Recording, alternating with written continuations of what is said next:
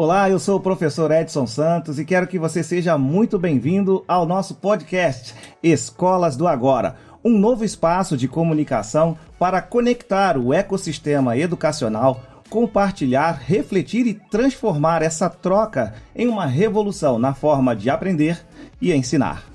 E antes de começar a ouvir esse episódio, eu convido você a seguir as nossas redes no Instagram, Facebook e no LinkedIn, @Ecossistema Educacional.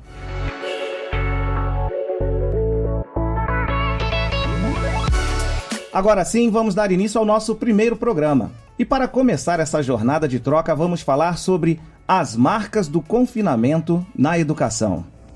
Para isso, estamos recebendo o professor Júlio César Luckmann, que é mestre em educação e doutorando em emoção e cognição. Seja bem-vindo, Júlio. Muito obrigado pelo convite, é uma honra, um prazer estar aqui com vocês, contribuindo. E vamos receber também Álvaro Cruz, um apaixonado por inovação, atualmente vice-presidente do Educacional, um ecossistema de tecnologia e inovação. Álvaro, seja muito bem-vindo. Puxa, obrigado, professor Edson, Júlio. Prazer muito grande estar aqui com vocês. Espaço especial para Escolas do Agora. Gostei do nome. Legal. Para apoiar a condução dessa conversa, vamos contar também com a jornalista Rafaela Caçapava. Rafaela, seja muito bem-vinda. Obrigada Edson. Será um prazer participar dessa conversa. Professor Júlio Luckmann, antes de chegarmos ao assunto central dessa nossa conversa, você pode nos dar um panorama da inclusão da emoção nas preocupações humanas? Eu explico a pergunta. É sabido que por muito tempo a emoção foi renegada e vista como algo ruim. Como a preocupação com a parte emocional caminhou na história da humanidade, Júlio? A emoção ela nunca foi muito bem vista por nenhum dos pensadores. Haja vista que, se você pegar caras de grande porte como Platão, por exemplo, ele vai definir a ideia de emoção como uma doença. Aliás, a palavra paixão, que dá origem à palavra emoção lá na época de Platão, ela vem do mesmo radical pathos, que é estar doente. Então, para os filósofos, e principalmente nessa linha mais da razão, do privilégio da razão, do ser humano como ser racional e tudo mais, ao longo da história a gente nunca teve quase ninguém que falasse da emoção como uma coisa boa. Então sempre existia um esforço no sentido de evitar o processo emocional. Alguns filósofos chegam ao ponto de dizer, por exemplo, prefiro estar morto do que estar sob a influência de uma emoção. Tamanha gravidade que se dava à questão emocional. Descartes, na entrada ali, a saída da Renascença, a entrada do Iluminismo, vai dizer que o nosso sistema racional é infinitamente superior ao emocional e vai dizer que a razão é tudo de bom e a emoção é tudo de ruim. Tadinho, ele nem sabia, ele não fazia nem noção do quanto a emoção realmente é importante para a nossa vida. E eu acho que o século XX e agora o século XXI foram preponderantes para mostrar exatamente o processo inverso, né? Que a emoção ela predomina no cérebro ela é muito anterior à razão, ela é muito mais forte do que a razão, ela é muito mais rápida do que a razão. E como uma área de integração do cérebro, a emoção é o que vai pintar todo o cenário racional. Ninguém consegue entender nada, compreender nada e nem devolver nada se não estiver envolvido pelo processo emocional. E aí a gente entra em todos os meandros, né, do processo emocional, hoje sendo estudado na escola, sendo olhado na escola como um elemento importantíssimo para que a aprendizagem efetivamente aconteça. E não é só aprendizagem, né? A gente não está falando só de escola. A performance humana está relativa ao processo emocional. Quanto mais eu conheço da minha emoção, quanto mais eu entendo como o sistema emocional funciona, melhor a minha performance na vida. Agora, em tempos de pandemia, a gente vê muito isso acontecer, né? A pessoa tem uma performance gigantesca, mas ela está doente em 6 meses, em 1 ano. Aí não adianta nada, né? Então eu vejo hoje com bons olhos a emoção sendo vista, trabalhada, pesquisada, desenvolvida e, acima de tudo, ensinada nas escolas. Legal, muito obrigado, Júlio. E falando sobre isso, Álvaro, entendido esse caminho histórico, cultural, você acredita que as escolas estão conseguindo acompanhar esse movimento do tratamento com a emoção? É muito interessante porque um panorama mais amplo de emoção, como o Júlio trouxe agora aqui, nos leva a transpor as nossas experiências pessoais para a escola, né? Então, nós não somos um ser em casa e um ser na escola. Depois de 1 ano e meio de pandemia, pais, alunos e professores viveram experiências emocionais em casa fortes, né? Eu costumo dizer que daqui a 10 anos eu gostaria muito que minhas filhas falassem para mim, pai, lembra quando teve a pandemia, como foi legal que a gente estava sempre junto, almoçava junto. Puxa, a gente tem que dar um jeito de reproduzir isso. Porque você também pode tratar isso de uma maneira ruim e seu filho daqui a 10 anos está falando, pai, lembra daquele período, como foi horrível? A gente brigava, as aulas estavam distantes, etc. A escola, agora, ela reflete e ela é, de alguma maneira, parte desse ecossistema inteiro emocional que a gente vive. Então, num primeiro momento, a escola mimetizou a aula. Então, como antigamente a gente fazia, quando a televisão chegou, não sei se você sabe, Júlio, o pessoal filmava o teatro parado, né? Parecem muitos nossos profissionais, você não reproduz a sala de aula, a aula transmitida pela internet é a mesma aula, não é? A emoção é diferente, né? O trato é diferente. Então, algumas escolas também estão querendo deixar boas memórias emocionais.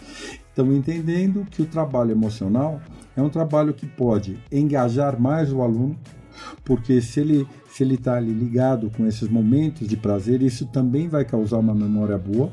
E quando ele volta para a escola, ele vai questionar a escola, e algumas escolas já estão recebendo isso também de bom grado. Puxa vida, o período que a gente fica em casa, a gente pode fazer coisas sozinhos. O período que a gente está na escola, nós temos que fazer coisas juntos. Como é bom estar junto. A escola que descobre isso, para mim, ela está se posicionando bem com a questão emocional. Deixa eu aproveitar o gancho que o Júlio trouxe, que o Álvaro trouxe aqui pra gente. Quais são os benefícios do aluno que compreende as suas emoções? Porque é sabido, a gente conversou sobre isso, que por muito tempo as emoções foram renegadas, e especialmente para os meninos, né? Não pode chorar, não pode isso, não pode aquilo. A partir desse momento que a gente caminha, qual que é a importância desse aluno que pode se abrir, que pode se expressar? O que ganha esse aluno? Então, se a gente for olhar como é que o cérebro funciona, nós vamos ver que existem áreas específicas do cérebro que processam coisas específicas. Então, você vai ter lá uma área do cérebro que processa a visão, você vai ter uma área do cérebro que processa a audição. E em termos de aprendizagem, em termos de conhecimento, as áreas que fazem a integração desse sistema são as áreas mais importantes. E a emoção é uma dessas áreas, talvez a mais importante de todas. Só para você ter uma ideia, a estrutura do cérebro que é mais importante para o processo de aprendizagem, pelo menos para o início do processo de aprendizagem, é o hipocampo. E a glândula que faz a regulação química do hipocampo é a amígdala, que é a sede da emoção.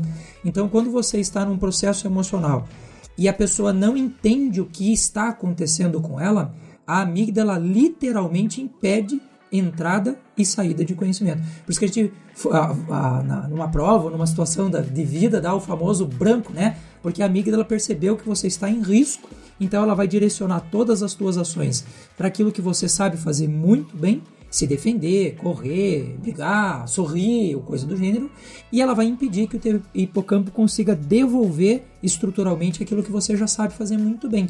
E numa situação de risco, nós também não aprendemos. Por isso, uma das coisas que eu mais trabalho no sistema de desenvolvimento emocional é a autoconscientização. Eu diria para você assim, de tudo que eu faço em termos de emoção, 90% é de importância que a gente dá só para o processo de autoconscientização. Quem não está consciente das suas emoções está escravo deles. Simples assim. Fiquei com medo agora, viu? Eu sou da geração que tirava a amígdala. Será que eu tirei? Será que eu perdi emoções no meio disso? Essas chamadas amígdalas, na verdade, são glândulas endócrinas, que o nome correto é tonsilas, né? Tonsilas palatinas. A amígdala nós só temos no cérebro. Mas, ufa. Uma ótima pergunta. Foi salvo. Agora já estou emocionado. Que ótimo. Ótima pergunta, porque o nome realmente leva a uma confusão, né? Eu falei, tirava a amígdala que nossa. Não aprende mais. Sensacional, boa.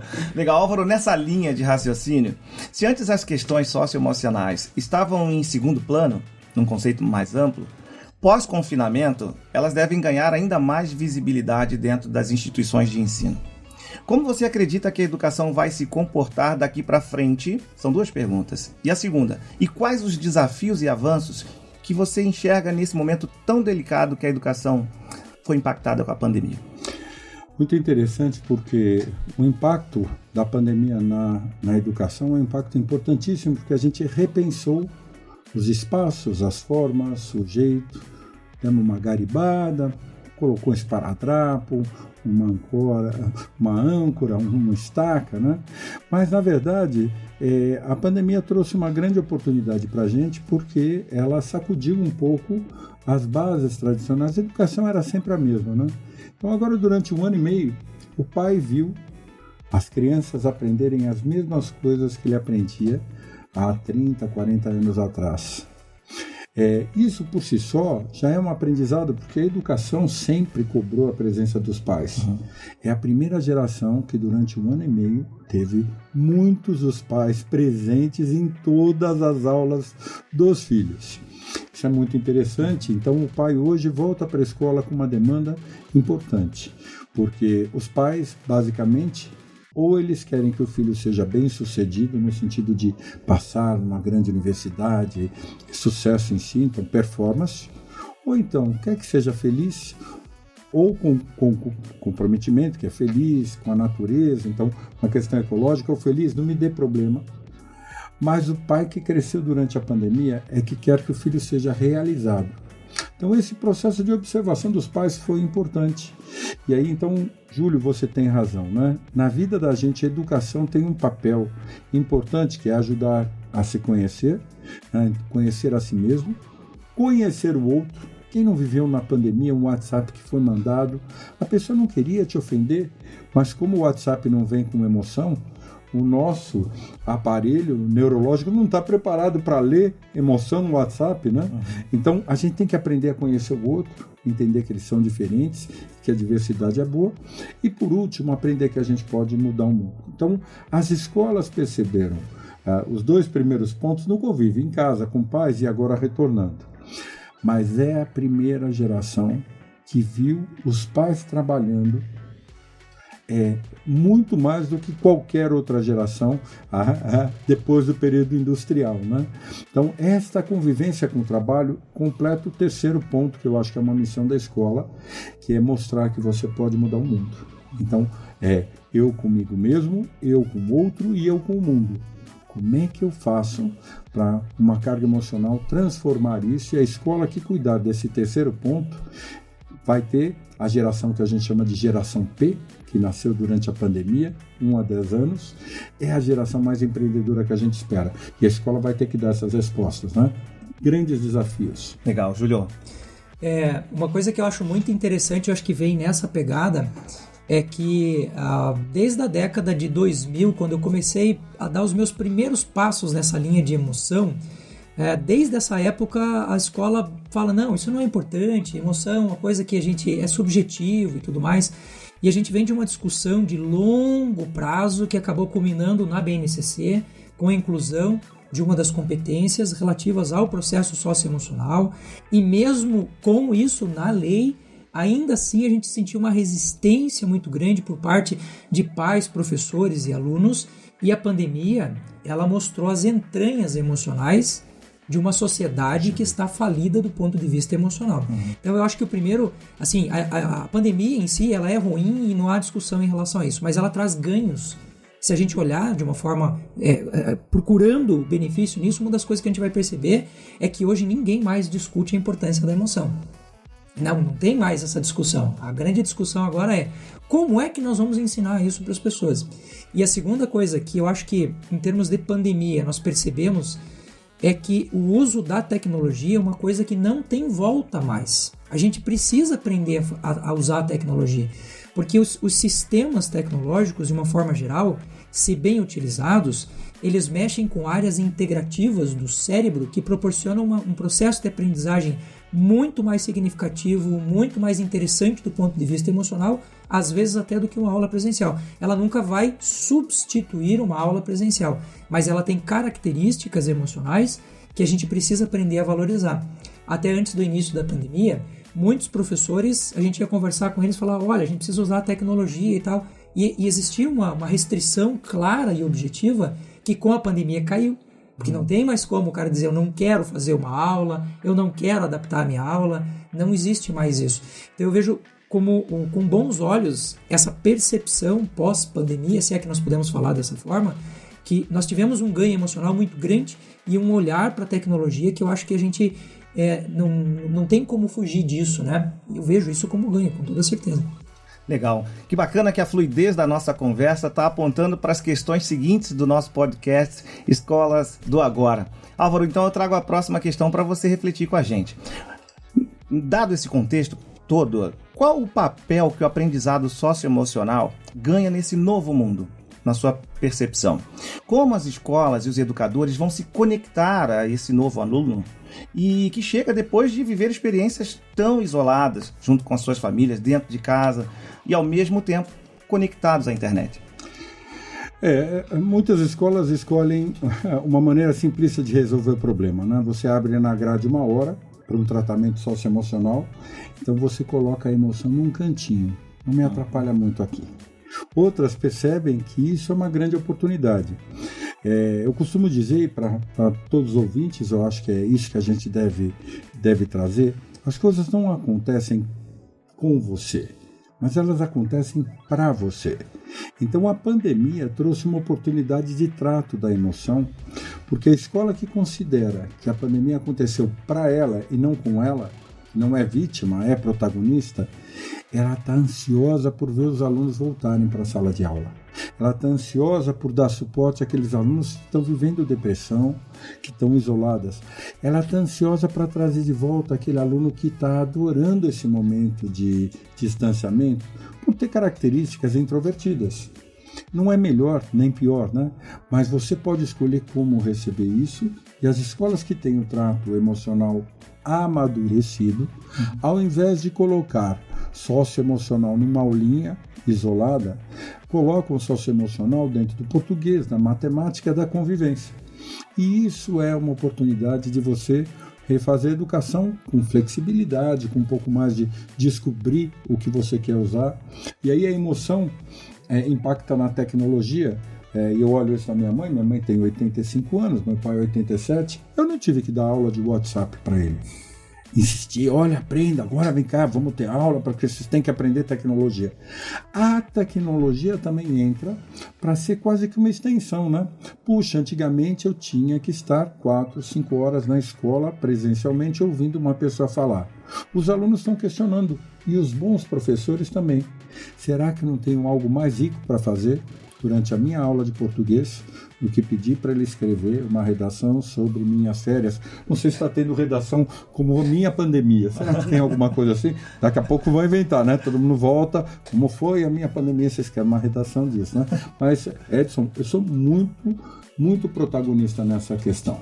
Né? E eu acho que a escola tem que ter uma postura madura em relação a isso, com o seu núcleo de professores, entendendo que ao estudar português eu aprendo emoção.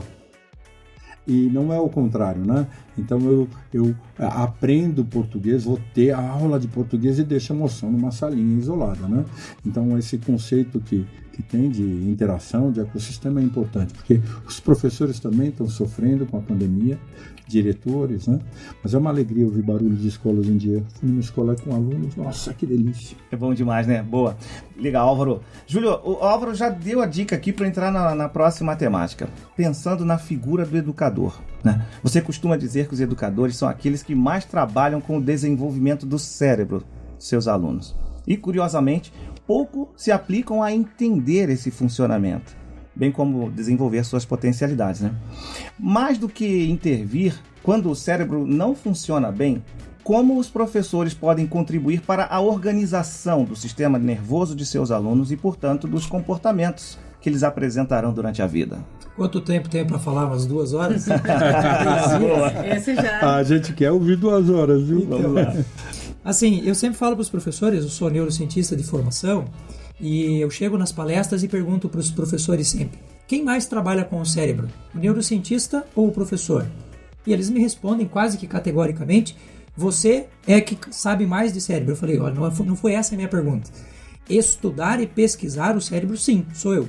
porque eu estou ali 8 horas, 10 horas por dia fazendo só isso. Mas quem trabalha com o cérebro são vocês. Por isso não faz nenhum sentido que um professor que trabalha o cérebro de alguém o dia inteiro, uma vida inteira, não compreenda os mecanismos de funcionamento desse cérebro. Um exemplo. Nós temos como base no nosso cérebro um sistema chamado sistema límbico, onde mora também a emoção. E o sistema límbico, ele basicamente é o sistema motivacional para tudo na nossa vida. Aliás, a palavra emoção significa emover e pôr em movimento, sair da inércia, né? E o nosso cérebro ele não sai da inércia por nada. Existem 2 mecanismos que são básicos que fazem uma pessoa se movimentar: buscar o prazer ou evitar a dor. Se aquilo que você vai fazer não está em nenhum desses elementos, o teu cérebro não vai fazer isso de boa vontade. Se você estiver no sofá da sua casa e pensar, bom, racionalmente, se eu for para academia vai ser boa para minha saúde, vai fazer um processo metabólico legal e tudo mais, mas se eu for parar para pensar, ficar no sofá é mais gostoso do que ir para academia, o sofá sempre vence. Aquilo que é conhecido, confortável e conveniente, o seu cérebro sempre vai optar em detrimento daquilo que causa dor, em detrimento daquilo que causa sacrifício. E a aprendizagem é sacrifício. Aprender uma coisa que você não quer, que você não buscou, que muitas vezes você não está nem preparado para aprender naquele dia. O sujeito está com uma dor de barriga e ele vai para a aula de matemática. Ele não quer aprender matemática. A pergunta é, como é que este professor vai usar habilidades para emocionar esse indivíduo, abrir o cérebro dele, abrir a mente dele, para que ele aprenda naquele dia? Sem essa habilidade, você pode ter a estratégia didática mais top do mundo. Então, o professor, a professora, que entendem o papel do cérebro, a organização das emoções, a organização do processo de aprendizagem, esse cara terá uma vantagem competitiva enorme. Basta ver, por exemplo, que quando você pensa no seu pior ou melhor professor da vida, nem sempre você lembra sequer o que ele te ensinou. Mas o relacionamento que você teve com ele, com certeza vai ficar marcado lá no seu cérebro. Assim como pessoas que você pode dizer assim, essa pessoa foi super importante para minha vida, como um exemplo negativo, eu não quero ser daquele jeito. Ou então, como um exemplo mega positivo. Eu disse ontem numa das minhas publicações em redes sociais assim, se hoje eu enxergo mais longe, é porque eu estou de pé nos ombros de gigantes, dos meus professores. Newton falou isso.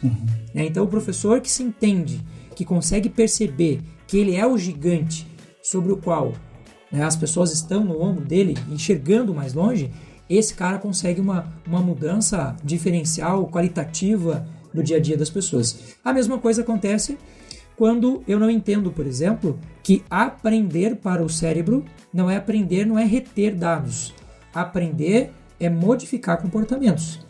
Se eu não mudo o meu comportamento emocional, isso que o Álvaro estava falando agora, se eu não olho para a emoção e me pergunto, o que eu estou ganhando com esse negócio? O que isso pode acrescentar para a minha vida? Qual é o ganho significativo? A pandemia será sempre vista como uma coisa ruim. Mas possivelmente a pandemia será, com toda certeza, para a grande maioria, o maior evento emocional, que vai ser a maior referência emocional de uma vida inteira para essa pessoa. O cara vai estar com 80 anos, os netos dele, como seu pai lá, com 80 anos, ele deve estar citando coisas que ele passou lá na infância dele. Olha, lá no meu tempo, aconteceu isso e tal. Então, eu sempre digo para os professores assim, compreender o funcionamento do cérebro, compreender o processo de aprendizagem vai muito além do que apenas entender como se faz para uma pessoa reter dados para que ela possa no dia seguinte fazer uma prova, tirar 10 e uma semana depois não saber mais sequer o que ela estava escrevendo ali. Legal. Deixa eu aproveitar que você entrou nesse tema. Júlio, como é que os professores se preparam para isso, então? Porque muitos professores estão preocupados com a parte pedagógica, enfim, a parte de conteúdo, mas como ele se prepara, como é que ele estuda?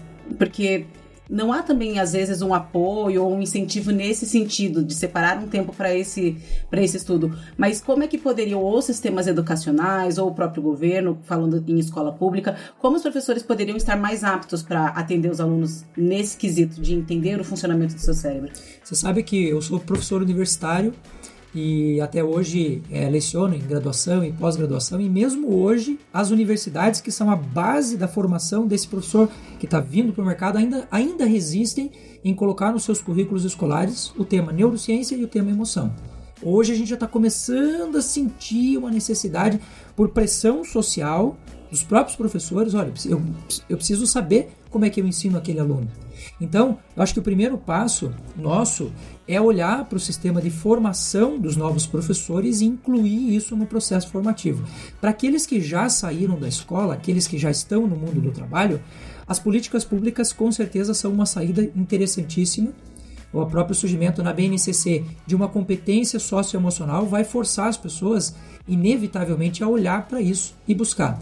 Mas eu acho que o pulo do gato está na decisão pessoal de cada um de nós em olhar para isso, em buscar isso, em querer melhorar esse processo.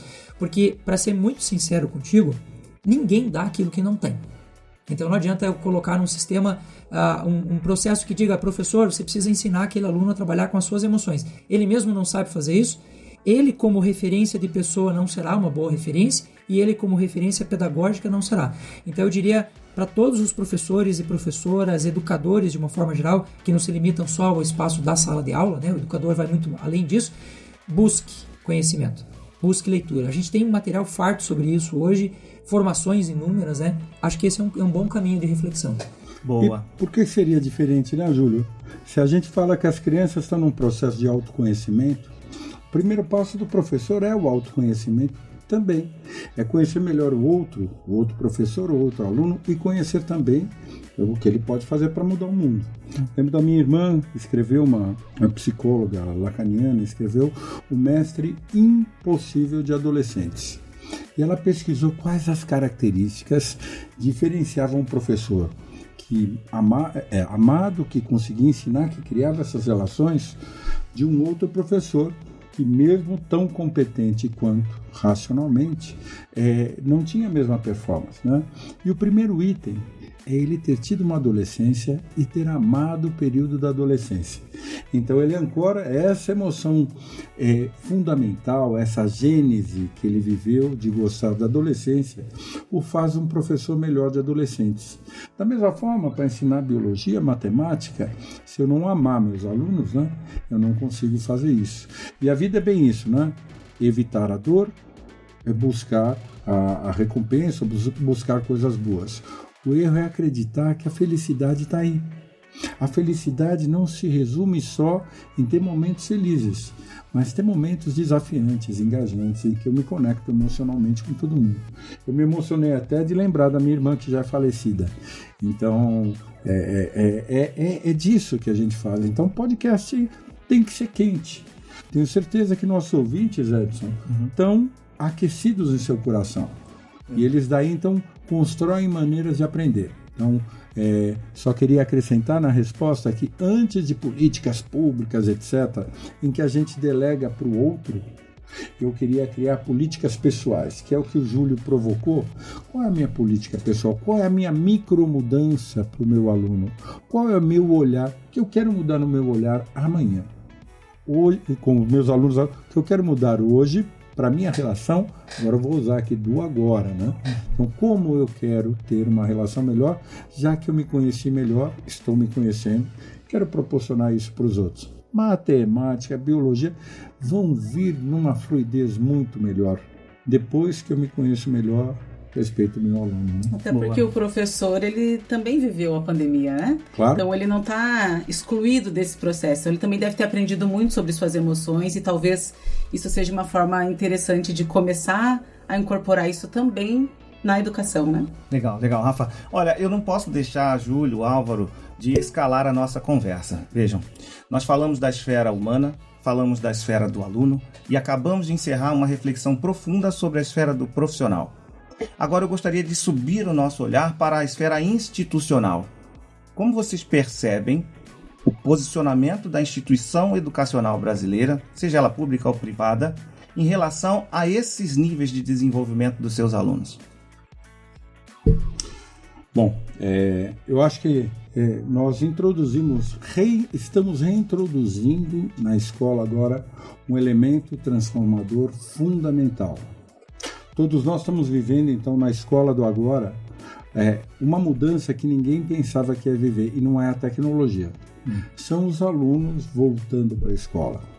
Os alunos questionando as formas de ensinar e de aprender e com um desejo de estar com outro muito grande.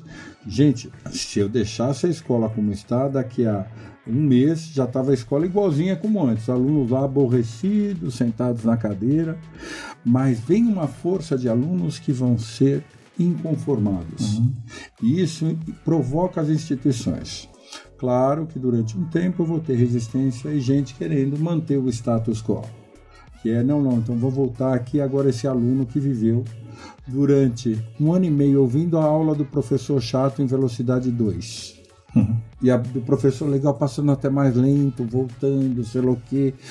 E ele não é legal ou chato, mas ele usou melhor aquela tecnologia para encontrar presencialmente e falar, professor, puxa, que bom te encontrar, né? O exemplo mais claro, um amigo, um professor de educação física, que as aulas dele, em algum momento, ele tinha uma roleta, então, dos exercícios que iam pagar, então, era uma gincana, e ele me falou, qual é o termo se meus alunos estão engajados com a minha aula? Câmeras abertas.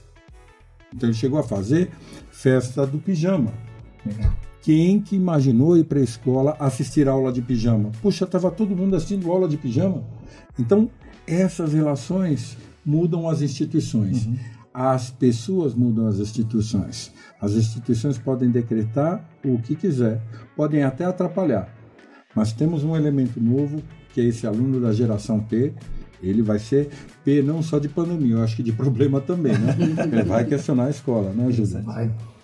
Eu gosto sempre de usar, e aqui o nosso ouvinte vai ter que fazer uma visualização mental do que eu quero explicar para ele poder entender. Imagine um gráfico com eixo X e eixo Y, em que o eixo X é o eixo do desafio e o eixo Y é o eixo das habilidades. Nós chamamos isso, no desenvolvimento de neurociência e aprendizagem de alta performance, de mapa de flow. A palavra flow significa fluxo, desenvolvimento, zona de conforto, tranquilidade. Quando você estabelece uma linha transversal, saindo da base do eixo X e o eixo Y, você vai ver um processo de evolução. O que acontece no mapa de flow, e eu tenho transformado isso numa espécie de bandeira das escolas. Eu falo para os diretores, imprima isso e coloque na sua frente, faça uma bandeira e fique olhando para ele o tempo todo. Porque o que acontece? Quando você vai desenvolver muito as habilidades de alguém, sem necessariamente desenvolver ao mesmo tempo o desafio, você coloca ele numa zona chamada zona de tédio. Você sabe muito, você conhece muito, mas aquilo não é aplicado em lugar nenhum. Agora, se você sobe muito a linha do desafio, sem dar ao indivíduo a capacidade de ter as habilidades necessárias para conseguir estar no flow, estar no fluxo, ele vai entrar no estado de ansiedade. Você vai ver que o que a pandemia fez com a gente foi exatamente isso. Aumentou o nível de desafio no extremo e aos poucos a gente foi caminhando no sentido de ter habilidade para poder lidar com aquilo.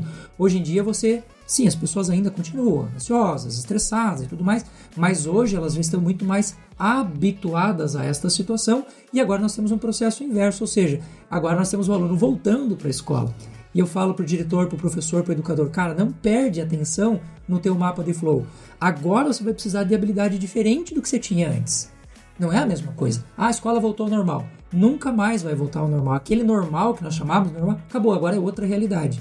Se você está no mapa de flow, você está crescendo constante e contínuo dentro de um estado de fluxo em que habilidade e desafio, elas estão acompanhando uma a outra. Aumentou demais o desafio, não deu habilidade, ansiedade, patologia, a pessoa fica doente. Se você aumentou muito a habilidade, mas não deu o desafio suficiente, tédio. Ele vai abandonar porque aquilo não é interessante para ele. Mapa de flow. Sensacional. E o nosso podcast, Escolas do Agora, está num flow perfeito, excelente. Uma pena que a gente está quase encaminhando para as considerações finais do nosso primeiro podcast, nosso primeiro episódio. Está sendo um show o nosso evento. E eu não queria deixar de chamar a atenção do nosso ouvinte para que você faça um tour no nosso ecossistema educacional. Nós temos uma página educacional.com.br onde você pode encontrar essas informações e muitas outras, trazendo a escola do futuro para a escola do agora. E agora nós vamos esclarecer algumas das declarações mais comentadas da internet. A Rafaela fez uma seleção e os nossos convidados vão responder de bate-pronto. É meio que um ping-pong, se é verdade ou mito, e explicar brevemente a sua interpretação. Rafa? Então vamos começar com o Júlio aqui, Júlio. Sim. A gente fez essa pesquisa e selecionou as mais comentadas na internet. O suporte para a saúde emocional e humanizada dos professores, alunos e equipe de trabalho veio para ficar.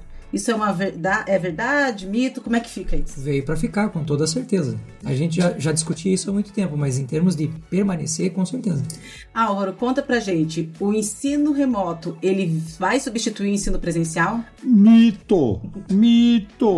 Não é verdade. O que a gente vai ter é um ensino presencial mais significativo, em que eu vou fazer coisas diferentes do real. Vamos lá, então. Deixa eu aproveitar aqui e perguntar também para o Álvaro se o ensino remoto ele facilita a vida dos professores. Muito interessante a pergunta. Então, quando você imagina coisas que facilitem a vida dos professores, eu tenho o flow mais garantido, né?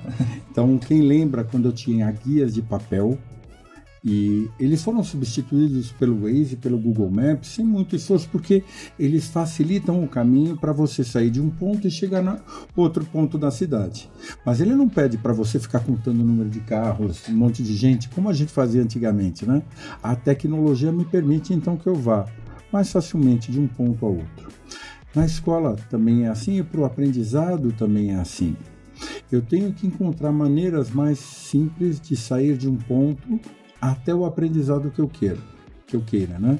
Então a tecnologia facilita porque ela cria esse caminho mais simples e ela quase que dá ao professor uma inteligência estendida. Eu não falo de inteligência artificial, inteligência estendida, como o médico tem quando pede um exame.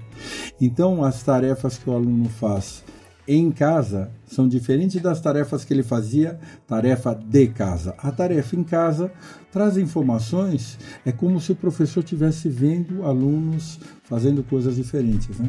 Estendi porque eu estou muito empolgado, tá? Legal. Vamos lá. Eu vou puxar o freio do flow. Uma outra afirmação que a gente encontrou bastante na internet, Júlia, aqui, as crianças não aprendem no ensino remoto. Isso é um mito, totalmente, sem a menor sombra de dúvida. Eu acredito até que hoje talvez a gente tenha dificuldades pedagógicas de lidar com o ensino remoto porque a gente não foi preparado para isso. Isso é verdade. Mas que eles não aprendem no ensino remoto, isso é um mito total. Se a gente aprende, inclusive, a trabalhar com o remoto, para algumas ações do nosso cérebro isso é muito mais significativo do que às vezes até um trabalho presencial.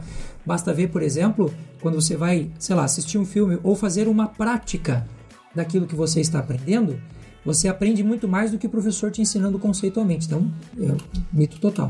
Álvaro, a gente também tem falado muito da educação 5.0, que já era muito comentada antes da pandemia, mas agora é um termo ainda mais pesquisado no Google. E uma outra afirmação que nós encontramos na internet sobre esse assunto é que o professor não será mais necessário na educação 5.0. Vou responder isso nem com mito, nem com verdade. Vou responder com uma pergunta para o nosso ouvinte, uma pergunta de cunho emocional. Você acha que o professor vai ser substituído? Então, realmente é um mito. E eu convido cada ouvinte a resgatar esses bons professores que o Júlio falou aqui. Você trocaria isso por uma relação somente de ensino distante? Porque você pode ter até ensino à distância. O ensino distante é que você não quer, porque ele não te põe em estado de flow, te questiona. Nunca. Mas o que vão ficar são os bons professores que usam essa inteligência estendida, que consideram que a vida da gente é teoria e prática ao mesmo tempo. Então, antigamente era desconectado o que eu fazia em casa do que eu faço na escola. Como é que eu faço para isso ser um círculo, né? Fiz algo na escola, influencia minha tarefa em casa. Fiz algo na minha tarefa em casa, influencia para cá. Porque a educação, na verdade, é 24/7. E o professor, você lembrou tão bem hoje, Júlio, é o maior artesão disso. É quem cuida disso. Nunca vai ser substituído, não. Para o professor despreparado, eu acho que é o fim. Para o professor despreparado, sim. E aí, então, é o flow, né? Ele está sendo exposto, se ele não desenvolver as habilidades para estar bem aqui, ele está. Mas esse não é o professor, né? Então, nós temos que encontrar esse professor. E o desafio de ser mais hábil é seu. cada professor é chamado. Não estou jogando a culpa, né? Esqueçam a culpa, né? Eu estou jogando a responsabilidade. Da mesma forma que as instituições vão ajudar, você, se quer ser um bom profissional de educação, tem que se formar. Nessa linha, a gente também encontrou uma afirmação: eu não preciso ir para a escola, eu aprendo tudo sozinho. E aí, Júlio, o que você acha? Mito total, a gente não faz absolutamente nada sozinho. A gente imagina assim, eu estou na minha casa, tranquilo, sossegado, sozinho. Não, tem alguém trabalhando para a luz chegar na tua casa, tem alguém trabalhando para o alimento chegar na sua casa. E o processo de aprendizagem, ele é social. A gente até adquire, ou a gente até retém alguns dados sozinhos. Eu sento e leio um livro e acho aquilo fabuloso. Mas aquilo só vai ser significativo para o cérebro quando eu colocar aquilo em prática. E colocar em prática ninguém faz sozinho, a gente precisa do outro, não tem como. Uma última afirmação que nós encontramos dessas marcas do isolamento social na educação é que a interdisciplinaridade vai ser fundamental. Você concorda, Álvaro? Sim, veja, nós não aprendemos nada sem nada, né? Nós não somos uma tábula rasa. É muito interessante porque na educação a gente tem Papert, que fez essa análise e usava Lego, por exemplo, para você aprender matemática, para aprender a programar uma tartaruga. Eu sou meio tiozinho da tartaruguinha, né? Eu aprendi Logo, que era uma linguagem lá atrás. Mas é isso, você aprende com o corpo, você aprende com as conversas. E eu costumo dizer que a água da biologia é a mesma da física, é a mesma da química, mas esse não é um convencimento racional. Esse é um convencimento que eu tenho que formar alunos integralmente. Tem alunos que preferem, para algumas atividades, estar sozinho em casa a ler. Outros não, tem que estar junto. Eu costumo dizer, você, tenho certeza, você é um pensa para falar, né? Eu sou um fala para pensar. Não tem melhor e pior, né? Mas quando eu tenho que elaborar uma ideia, nada melhor que bater um papo com o professor Edson, da gente conversar um pouquinho aqui, mas isso me ajuda a aprender. Provavelmente o Júlio tem que ter um tempo depois dessa conversa para maturar e para trazer alguma informação mais forte ainda, né? Então nós nos completamos, né? E a interdisciplinaridade vem não porque a pandemia não provocou isso, mas porque nós somos seres interdisciplinares. Verdade pura. Né? Então a escola só vai se adaptar, só vai dar uma resposta mais atual a isso. Ela percebeu que nós somos seres interdisciplinares. Ela já sabia, mas agora ela vivenciou isso. Porque os problemas de emoção, de depressão, de suicídio, a gente fala em suicídio a partir de 10 anos, né, professor? Porque antes disso a gente não tem conhecimento do que é morte e do que é vida. Então, mas antes disso, esses atos que estão começando, que a gente vive na escola, ficavam fora da escola. Agora a escola tem que lidar com esse ser humano interdisciplinar. Corpo, mente e espírito. E tudo faz parte disso, né? Pais estão mais perto, vão para cima. Interdisciplinar. Pum. Verdade. Maravilha, então. Eu convido os nossos ouvintes a também mandarem as afirmações que eles encontram por aí nas nossas redes sociais, para que a gente possa colocá-las aqui em debate e poder ressignificar ou então afirmá-las, né? Mas com mais fundamentos também. É isso, obrigada. Legal, Rafa. Obrigado, Júlio. O Álvaro também, muito obrigado. Suas considerações sempre muito engrandecedoras, né? Sensacional. Bom, o nosso primeiro episódio do podcast... Primeiro episódio, hein? Esse foi só o primeiro e olha o nível desse podcast. Escolas do Agora vai ficando por aqui. E eu não posso deixar de agradecer a sua presença, a sua contribuição, Álvaro. Sensacional. E também ao brilhante Júlio, que topou o desafio de estrear esse canal de comunicação com a gente e com toda a equipe do Educacional. A você que nos ouve, reforço o convite. Conheça o nosso ambiente virtual, educacional.com.br, siga-nos nas redes sociais, né? LinkedIn, Facebook, Instagram, @educacional e vem com a gente transformar a educação do país. Bom, Júlio, caso você queira deixar suas considerações finais, quem quiser conhecer um pouquinho mais sobre você, te seguir nas redes, o que é preciso fazer? Você vai me encontrar no Instagram, no @Julio Luckman, ou no YouTube, você vai me encontrar no canal chamado Ciência da Emoção. E eu termino com a minha frase, que é o meu lema de vida, que diz o seguinte: ensine aquilo que você sabe, pratique aquilo que você ensina e seja você a mudança que você deseja ver no mundo. Sensacional. Álvaro, suas considerações? Não tem nem palavras aqui, Júlio. É isso mesmo, isso mesmo, né? Na minha consideração, eu acho que eu volto à primeira colocação do Júlio, que talvez seja a mais importante, né? O autoconhecimento é o que vai solidificar essa mudança que a gente viveu, né? Então é como se a gente estivesse numa areia movediça, tentando fazer fundações como a gente fazia antigamente. Não, então busquem. Meu primeiro momento de felicidade na vida, eu lembro, eu tinha 4 anos, foi justamente quando eu saí, estava todo mundo feliz na rua, e eu achava que era por conta do meu aniversário. E eu esclareço a vocês, esse momento de felicidade extrema, cada um de vocês deve pensar e lembrar disso.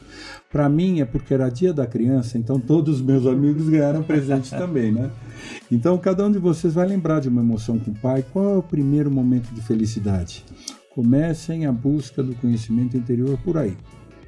Contem para o seu amigo desse podcast, divulguem essas emoções que vocês viveram aqui.